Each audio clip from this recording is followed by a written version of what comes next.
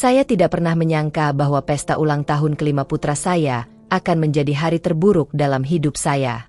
Ketika saya melihat saudari saya melemparkan kue ulang tahun ke lantai dan menginjak-injak hadiah yang telah saya kumpulkan dengan susah payah selama berbulan-bulan, sementara semua tamu tertawa seolah itu adalah lelucon terbaik yang pernah mereka dengar, sesuatu di dalam diri saya hancur berkeping-keping. Tapi yang terjadi selanjutnya, terutama tindakan ayah saya yang mengejutkan semua orang, akan mengubah segalanya selamanya. Nama saya Amara, dan saya adalah seorang ibu tunggal yang bekerja keras untuk memberikan kehidupan terbaik bagi putra saya, Rafael. Kehidupan saya tidak pernah mudah, tetapi saya selalu percaya bahwa keluarga adalah segalanya.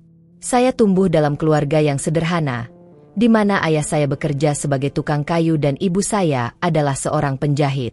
Kami tidak pernah memiliki banyak uang, tetapi kami memiliki cinta dan kehangatan.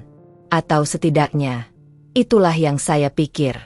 Jika Anda ingin tahu bagaimana kisah ini berakhir dan bagaimana keadilan akhirnya ditegakkan, pastikan Anda berlangganan channel ini dan nyalakan lonceng notifikasi agar tidak ketinggalan kelanjutan cerita-cerita mengharukan lainnya. Saudari saya, Clarissa, selalu menjadi anak kesayangan dalam keluarga. Dia cantik, pintar, dan selalu mendapatkan apapun yang dia inginkan. Sementara saya harus bekerja sejak usia 16 tahun untuk membantu orang tua, Clarissa mendapat semua dukungan finansial untuk kuliah di universitas terbaik. Ketika dia lulus, dia langsung mendapat pekerjaan bergaji tinggi di perusahaan multinasional. Saya tidak pernah iri. Sungguh, saya hanya ingin dia bahagia. Tapi Clarissa tidak pernah puas. Dia selalu ingin lebih. Dan entah kenapa, dia selalu ingin mempermalukan saya. Masalah dimulai ketika saya hamil Rafael 6 tahun yang lalu. Ayah Rafael meninggalkan saya ketika dia mengetahui saya hamil.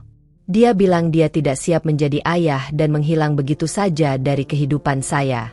Saya hancur. Tetapi saya memutuskan untuk tetap memiliki bayi saya. Keputusan itu membuat seluruh keluarga saya kecewa. Ibu saya menangis berhari-hari, dan ayah saya tidak berbicara dengan saya selama berminggu-minggu. Tapi yang paling menyakitkan adalah reaksi Clarissa. Dia mengatakan kepada semua orang bahwa saya telah mempermalukan keluarga. Dia bilang saya bodoh dan tidak bertanggung jawab. Setiap kali kami bertemu di acara keluarga, dia selalu menemukan cara untuk mengejek saya di depan orang lain. Dan yang lebih menyakitkan, orang tua saya tidak pernah membela saya. Mereka hanya diam, seolah menyetujui semua yang Clarissa katakan. Tapi saya tidak peduli. Saya memiliki Rafael, dan dia adalah segalanya bagi saya. Saya bekerja 2 pekerjaan, sebagai pelayan restoran di siang hari dan pembersih kantor di malam hari, untuk memastikan Rafael memiliki semua yang dia butuhkan. Kehidupan kami sederhana, tetapi kami bahagia. Rafael tumbuh menjadi anak yang ceria, baik hati, dan penuh kasih sayang.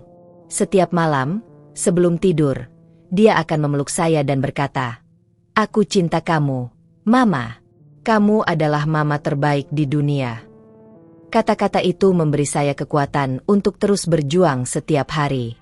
Tidak peduli seberapa lelah saya, tidak peduli seberapa banyak air mata yang saya tumpahkan di malam hari ketika Rafael sudah tidur, saya tahu itu semua sepadan. Saya tahu saya sedang memberikan cinta tulus kepada anak saya, dan itu lebih berharga daripada semua uang di dunia. Ketika ulang tahun Rafael yang kelima mendekat, saya ingin membuat sesuatu yang istimewa. Saya telah menabung setiap rupiah selama 6 bulan terakhir untuk memberikan pesta yang layak dia dapatkan. Rafael sangat mencintai dinosaurus, jadi saya merencanakan tema pesta dinosaurus. Saya membeli dekorasi dari toko online, membuat undangan sendiri, dan bahkan menjahit kostum dinosaurus kecil untuk Rafael. Saya memesan kue bertema dinosaurus dari toko kue terdekat, dan saya mengumpulkan hadiah-hadiah kecil yang saya tahu akan dia sukai, mainan dinosaurus, buku mewarnai, dan set alat menggambar. Saya sangat bersemangat. Ini akan menjadi pesta pertama Rafael yang sebenarnya. Tahun-tahun sebelumnya, kami hanya merayakan berdua di apartemen kecil kami dengan kue buatan sendiri. Tapi tahun ini, saya ingin dia merasakan kegembiraan merayakan dengan keluarga dan teman-teman. Jadi saya mengundang seluruh keluarga besar saya, termasuk Clarissa, dan beberapa anak-anak dari kompleks apartemen kami. Pagi hari ulang tahun Rafael, saya bangun pukul 5 pagi untuk mulai menyiapkan semuanya.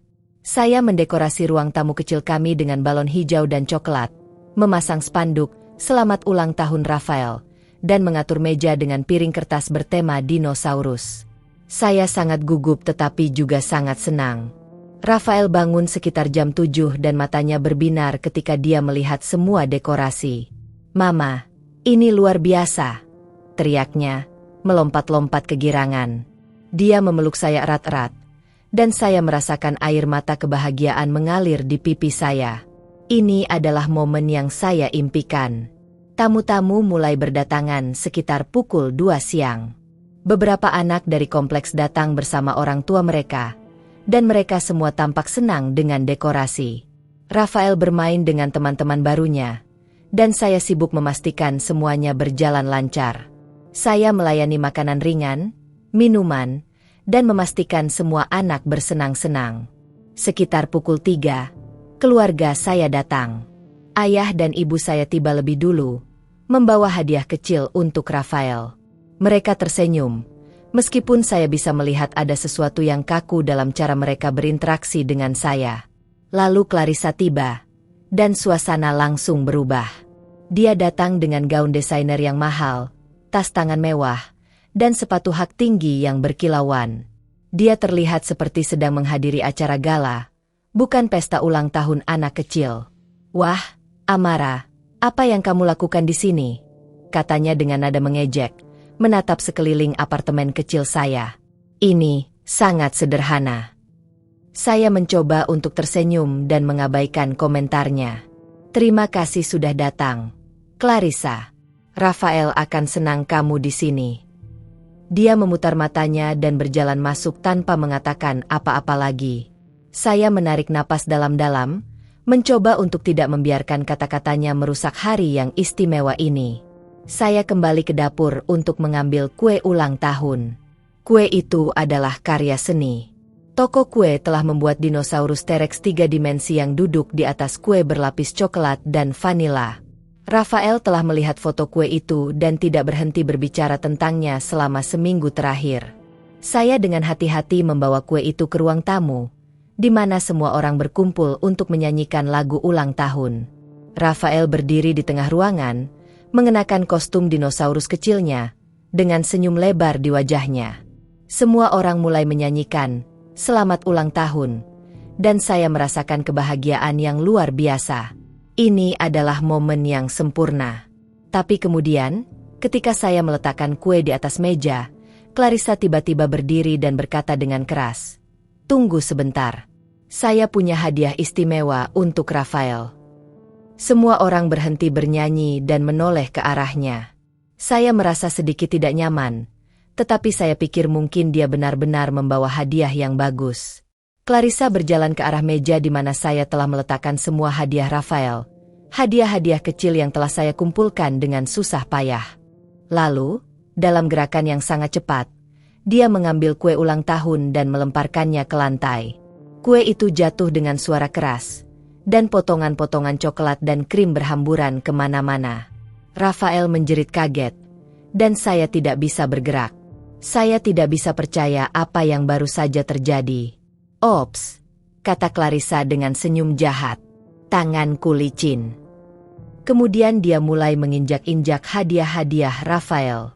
Dia merobek bungkus kado, menghancurkan mainan dinosaurus dengan tumitnya yang tinggi, melempar buku mewarnai ke dinding, dan memecahkan set alat menggambar. Semua terjadi begitu cepat, dan yang paling mengejutkan, tidak ada yang menghentikannya. Bahkan lebih buruk lagi, orang-orang mulai tertawa. Clarissa tertawa keras, dan beberapa anggota keluarga saya mulai ikut tertawa, seolah ini adalah pertunjukan komedi. Mereka mengatakan hal-hal seperti, "Clarissa selalu tahu cara membuat pesta lebih hidup," dan "Ini sangat lucu." Saya menatap Rafael. Wajahnya pucat, dan air matanya mulai mengalir. Dia berdiri di sana, dalam kostum dinosaurusnya yang lucu, menatap puing-puing kue dan hadiah-hadiahnya yang hancur. Hatinya hancur, dan hati saya hancur bersamanya. Apakah Anda pernah mengalami saat ketika seseorang yang Anda cintai mengkhianati Anda? Ceritakan di kolom komentar di bawah. Dan jangan lupa tekan tombol subscribe untuk mendukung channel kami dan mendapatkan lebih banyak cerita yang menyentuh hati seperti ini. Saya berlari ke Rafael dan memeluknya. Tidak apa-apa, sayang. Mama di sini, bisik saya, mencoba menahan air mata saya sendiri. Tapi Rafael menangis terseduh-seduh di pelukan saya. Tubuh kecilnya bergetar. Saya menatap Clarissa dengan tatapan yang penuh kemarahan dan kesedihan. "Kenapa kamu melakukan ini?" tanya saya. Suara saya gemetar. "Ini adalah hari ulang tahun putraku. Kenapa kamu harus menghancurkan segalanya?" Clarissa mengangkat bahu dengan acuh tak acuh. "Oh, santai saja, Amara. Ini hanya lelucon. Kamu terlalu sensitif. Lagi pula, kue dan hadiah murahan itu tidak ada artinya." Murahan. Saya tidak bisa menahan amarah saya lagi. Aku mengumpulkan uang selama 6 bulan untuk memberikan pesta ini kepada putraku. Aku bekerja 2 pekerjaan. Aku hampir tidak tidur. Semua untuk membuat hari ini istimewa baginya. Dan kamu menghancurkan semuanya hanya untuk bersenang-senang. Clarissa tersenyum dengan sinis. "Yah, mungkin itu pelajaran bagimu. Kamu tidak seharusnya mencoba memberikan sesuatu yang di luar kemampuanmu. Kamu hanya seorang pelayan dan pembersih. Kamu tidak bisa memberikan kehidupan yang layak untuk anak itu. Mungkin kamu harus menyerahkannya kepada seseorang yang lebih mampu." Kata-katanya seperti pisau yang menusuk jantung saya. Saya tidak bisa berbicara. Saya hanya bisa memeluk Rafael lebih erat, sementara dia terus menangis. Tapi kemudian, seseorang berbicara. Suara itu keras, penuh otoritas, dan penuh kemarahan. "Cukup." Semua orang berbalik. Ayah saya berdiri di ambang pintu, wajahnya merah padam. Saya belum pernah melihat ayah saya semarah itu sebelumnya. Dia berjalan masuk dengan langkah berat, menatap Clarissa dengan tatapan yang bisa membunuh. "Apa yang kamu lakukan, Clarissa?" tanya ayah saya. Suaranya bergetar karena amarah. Clarissa tersenyum, masih merasa percaya diri. "Ayah, aku hanya bercanda. Amara terlalu sensitif." "Diam," teriak ayah saya, dan Clarissa langsung terdiam. "Aku sudah cukup melihat perilaku burukmu. Aku sudah cukup melihat bagaimana kamu memperlakukan saudarimu selama bertahun-tahun, dan aku tidak akan diam lagi." Ayah saya berjalan ke arah Rafael dan saya. Dia berlutut di depan Rafael dan dengan lembut mengusap rambutnya. "Maafkan kakek, Rafael. Kakek seharusnya tidak membiarkan hal ini terjadi. Kakek sangat menyesal." Rafael menatap ayah saya dengan mata berkaca-kaca. "Kenapa Tante Clarissa menghancurkan hadiahku, kakek?" Ayah saya menarik napas dalam-dalam. Karena Tante Clarissa lupa bagaimana menjadi orang yang baik. Tapi kakek janji, kakek akan memperbaiki semuanya. Lalu ayah saya berdiri dan menatap Clarissa. "Kamu pikir kamu lebih baik dari Amara karena kamu punya uang dan pekerjaan yang bagus? Kamu pikir itu memberimu hak untuk memperlakukan orang lain dengan buruk? Aku dan ibumu telah memanjakan kamu terlalu lama, dan sekarang aku melihat hasilnya. Kamu telah menjadi orang yang kejam dan tidak punya hati." Clarissa mencoba untuk membela diri. "Ayah, aku belum selesai," potong ayah saya. "Dari hari ini, kamu tidak lagi dianggap sebagai bagian dari keluarga ini sampai kamu belajar untuk menghargai orang lain. Kamu akan meninggalkan rumah ini sekarang, dan kamu tidak akan kembali sampai kamu meminta maaf dengan tulus kepada Amara dan Rafael." Wajah Clarissa berubah pucat. "Ayah, kamu tidak serius." "Aku sangat serius," kata ayah saya dengan tegas. "Pergi sekarang." Clarissa menatap sekeliling ruangan, mencari dukungan dari ibu saya atau anggota keluarga lainnya. Tapi tidak ada yang berkata apa-apa. Bahkan ibu saya, yang biasanya selalu membela Clarissa, hanya diam dengan kepala tertunduk. Dengan wajah merah karena malu dan marah, Clarissa mengambil tasnya dan berlari keluar dari apartemen, membanting pintu keras-keras. Setelah dia pergi, ayah saya berbalik ke arah semua tamu yang masih ada di sana. Saya minta maaf kepada kalian semua atas apa yang baru saja terjadi. Ini seharusnya menjadi hari yang menyenangkan untuk Rafael, dan keluarga saya telah merusaknya. Tapi saya berjanji, kami akan membuat ini benar. Beberapa tamu mulai pergi, merasa tidak nyaman dengan situasi yang canggung. Tapi beberapa tetangga yang baik hati tetap tinggal dan membantu membersihkan kekacauan yang dibuat Clarissa. Mereka menghibur Rafael, mengatakan kepadanya bahwa mereka akan membantunya merayakan ulang tahunnya dengan benar. Ayah saya duduk di sebelah saya dan memeluk saya untuk pertama kalinya dalam 6 tahun. "Maafkan aku, Amara," katanya. Suaranya penuh penyesalan. "Aku seharusnya membela kamu sejak awal. Aku seharusnya tidak membiarkan Clarissa memperlakukan kamu seperti itu. Aku telah menjadi ayah yang buruk, dan aku sangat menyesal." Air mata saya mengalir tanpa terkendali. "Ayah, aku sudah memaafkan kamu," bisik saya. "Aku hanya senang kamu akhirnya di sini untuk kami." Beberapa hari setelah pesta ulang tahun yang mengerikan itu, ayah saya datang ke apartemen kami dengan sebuah kantong besar. Di dalamnya ada kue ulang tahun baru yang lebih besar dan lebih indah, hadiah-hadiah baru untuk Rafael, dan bahkan beberapa uang untuk membantu kami. Dia mengatakan kepada saya bahwa dia dan ibu saya telah berbicara panjang lebar tentang bagaimana mereka telah memperlakukan saya selama bertahun-tahun, dan mereka ingin memperbaiki hubungan kami. Kami mengadakan pesta ulang tahun kecil kedua untuk Rafael. Hanya kami bertiga dan beberapa tetangga yang baik hati. Kali ini, semuanya sempurna. Rafael tersenyum dari telinga ke telinga, dan saya bisa melihat bahwa dia akhirnya mendapatkan ulang tahun yang dia impikan. Minggu-minggu berlalu, dan Clarissa tidak pernah datang untuk meminta maaf. Saya mendengar dari ibu saya bahwa dia sangat marah dengan ayah saya karena mengusirnya dari keluarga. Tapi ayah saya tidak berubah pikiran. Dia mengatakan bahwa Clarissa perlu belajar pelajaran penting tentang rasa hormat dan kerendahan hati. Lalu, sekitar 2 bulan setelah insiden itu, saya menerima telepon dari nomor yang tidak saya kenal. Ketika saya menjawab, saya mendengar suara Clarissa. Dia terdengar berbeda, lebih tenang, dan mungkin bahkan sedikit sedih. "Amara," katanya dengan pelan. "Bisakah kita bicara?" Saya ragu-ragu sejenak. Bagian dari saya ingin menutup telepon, tetapi bagian lain dari saya ingin mendengar apa yang dia katakan. "Baik," jawab saya akhirnya. "Kami sepakat untuk bertemu di sebuah kafe kecil dekat apartemen saya." Ketika saya tiba, Clarissa sudah duduk di sana, menunggu. Dia terlihat berbeda. Tidak ada gaun desainer atau tas mewah. Dia mengenakan pakaian sederhana, dan wajahnya terlihat lelah. Ketika saya duduk, Clarissa langsung mulai berbicara. "Amara, aku tidak tahu harus mulai dari mana.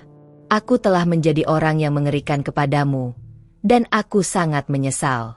Aku tidak memiliki alasan untuk memperlakukanmu seperti itu. Aku cemburu, aku egois, dan aku kehilangan pandangan tentang apa yang benar-benar penting dalam hidup." Saya tidak mengatakan apa-apa, hanya menunggu dia melanjutkan. "Setelah ayah mengusir aku dari keluarga, aku sangat marah," lanjutnya. "Aku pikir dia salah. Aku pikir kalian semua salah. Tapi kemudian, aku mulai merenung. Aku mulai melihat bagaimana aku telah memperlakukan orang-orang di sekitarku, bukan hanya kamu, tetapi juga teman-teman dan rekan kerjaku. Aku menyadari bahwa aku telah menjadi orang yang tidak ingin aku kenal." Clarissa berhenti sejenak. Matanya berkaca-kaca. "Aku kehilangan pekerjaanku 2 minggu yang lalu. Aku dipecat karena perilaku burukku terhadap rekan kerja. Dan dalam proses itu, aku kehilangan banyak teman. Sekarang aku menyadari bahwa uang dan kesuksesan tidak berarti apa-apa jika kamu tidak punya orang yang peduli padamu." Saya bisa melihat bahwa dia tulus. Untuk pertama kalinya dalam hidup saya melihat Clarissa yang sebenarnya, bukan topeng yang selalu dia kenakan. Aku tidak mengharapkan kamu untuk memaafkan aku, kata Clarissa dengan lembut. Tapi aku ingin kamu tahu bahwa aku benar-benar menyesal atas apa yang aku lakukan pada Rafael dan kamu. Jika ada cara untuk memperbaiki semuanya, aku akan melakukannya. Saya menarik napas dalam-dalam. Ini tidak mudah, tetapi saya tahu bahwa menyimpan kebencian tidak akan membuat saya atau Rafael bahagia. Clarissa, kata saya dengan pelan. Aku tidak bisa mengatakan bahwa aku sudah sepenuhnya memaafkan MU sekarang. Apa yang kamu lakukan sangat menyakitkan. Tapi aku menghargai bahwa kamu datang ke sini dan mengakui kesalahanmu. Itu adalah langkah pertama. Clarissa mengangguk. Air matanya jatuh. Terima kasih, Amara. Itu lebih dari yang aku harapkan. Kami berbicara selama 1 jam lagi. Dan untuk pertama kalinya dalam hidup kami berbicara sebagai saudara perempuan yang sebenarnya. Clarissa menceritakan tentang perjuangannya, tentang bagaimana dia selalu merasa perlu membuktikan dirinya kepada semua orang, dan bagaimana itu membuatnya menjadi orang yang pahit. Saya menceritakan tentang perjuangan saya sebagai ibu tunggal, tentang ketakutan dan keraguan saya, tetapi juga tentang cinta tanpa syarat yang saya rasakan untuk Rafael. Ketika kami berpisah hari itu, saya merasakan sesuatu yang berbeda. Ini bukan pengampunan penuh, tetapi ini adalah awal dari penyembuhan. Jangan lewatkan bagian terakhir dari cerita ini yang akan membuat Anda menangis. Tekan tombol subscribe dan bagikan video ini kepada orang-orang yang Anda sayangi agar mereka juga bisa merasakan kekuatan pengampunan dan cinta keluarga. Beberapa bulan kemudian, Clarissa mulai datang berkunjung secara teratur. Dia membawa hadiah kecil untuk Rafael, tetapi yang paling penting, dia membawa waktu dan perhatiannya. Dia bermain dengan Rafael, membantunya dengan pekerjaan rumahnya, dan perlahan-lahan membangun hubungan dengan keponakannya. Rafael, dengan hati anak kecil yang polos, memaafkan Clarissa dengan cepat. Dia tidak menyimpan dendam, dan dia senang memiliki tante yang sekarang peduli padanya. Melihat mereka berdua bermain bersama membuat hati saya hangat. Ayah dan ibu saya juga mulai lebih terlibat dalam kehidupan kami. Mereka datang untuk makan malam setiap minggu, dan ayah saya bahkan membantu saya memperbaiki beberapa hal di apartemen. Hubungan kami tidak sempurna, tetapi kami sedang berusaha, dan itu sudah cukup. Suatu hari, Clarissa datang dengan berita mengejutkan. Dia telah memulai usaha kecil sendiri, sebuah toko online yang menjual kerajinan tangan. Dia mengatakan bahwa kehilangan pekerjaannya adalah berkah tersembunyi karena itu memaksanya untuk menemukan jalan hidupnya yang sebenarnya. Dia juga mengatakan bahwa dia ingin membantu saya dengan menawarkan pekerjaan paruh waktu di tokonya, sehingga saya bisa berhenti dari salah satu pekerjaan saya dan menghabiskan lebih banyak waktu dengan Rafael. Saya terkejut dan sangat tersentuh. Clarissa, kamu tidak perlu melakukan ini, kata saya. Aku tahu, jawabnya dengan senyum. Tapi aku ingin melakukannya. Kamu adalah saudariku, dan aku ingin membantu. Lagi pula, aku membutuhkan seseorang yang bisa aku percayai untuk mengelola bagian dari bisnisku, dan tidak ada yang lebih aku percayai selain kamu. Saya tidak bisa menahan air mata saya. Ini adalah tanda pengampunan yang nyata, dan saya sangat bersyukur. Hari ini, 1 tahun setelah pesta ulang tahun yang mengerikan itu, kehidupan kami sangat berbeda. Saya sekarang bekerja dengan Clarissa di bisnisnya, dan kami telah membangun hubungan yang kuat sebagai saudara perempuan dan mitra bisnis. Rafael sedang berkembang di sekolahnya, dikelilingi oleh cinta dari keluarga yang sekarang benar-benar peduli padanya. Clarissa telah berubah menjadi orang yang berbeda. Dia masih ambisius dan berdedikasi, tetapi sekarang dia juga baik hati dan rendah hati. Dia telah belajar bahwa kesuksesan sejati bukan hanya tentang uang dan status, tetapi tentang hubungan yang kita bangun dan dampak positif yang kita buat pada kehidupan orang lain. Ayah saya sering mengatakan bahwa hari dia mengusir Clarissa dari rumah adalah salah satu keputusan tersulit yang pernah dia buat, tetapi juga salah satu yang paling penting. Itu adalah momen yang memaksa kami semua untuk melihat diri kami sendiri dengan jujur dan membuat perubahan yang diperlukan. Pelajaran terbesar yang saya pelajari dari pengalaman ini adalah bahwa keluarga tidak sempurna. Kami semua melakukan kesalahan. Kami semua menyakiti satu sama lain pada suatu waktu. Tapi yang membuat keluarga istimewa adalah kemampuan kami untuk mengakui kesalahan kami, meminta maaf, dan bekerja bersama untuk memperbaiki hubungan kami. Saya juga belajar bahwa kebahagiaan sejati tidak datang dari hal-hal material. Pesta ulang tahun pertama Rafael dengan semua dekorasi dan hadiah yang telah saya kumpulkan dengan susah payah hancur dalam sekejap mata. Tapi cinta yang kami bagikan sebagai keluarga, cinta yang telah kami bangun kembali dan perkuat, itu adalah sesuatu yang tidak bisa dihancurkan oleh siapapun. Rafael sekarang berusia 6 tahun, dan dia tumbuh menjadi anak yang luar biasa. Dia baik hati, penyayang, dan penuh dengan kegembiraan. Setiap malam, ketika saya menidurkannya, dia masih mengatakan kata-kata ajaib yang sama. Aku cinta kamu, Mama. Kamu adalah mama terbaik di dunia. Dan sekarang, ketika dia mengatakan itu, saya tahu bahwa saya tidak sendirian dalam memberikannya kehidupan yang baik.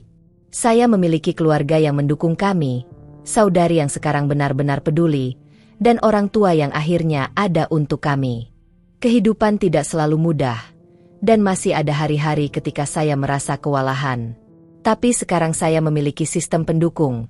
Saya memiliki orang-orang yang peduli, dan saya memiliki harapan untuk masa depan yang lebih cerah. Jika ada satu hal yang ingin saya bagikan dari cerita saya, itu adalah ini: jangan pernah meremehkan kekuatan pengampunan. Itu tidak berarti melupakan apa yang terjadi atau berpura-pura bahwa rasa sakit tidak nyata. Tapi itu berarti memberi orang kesem.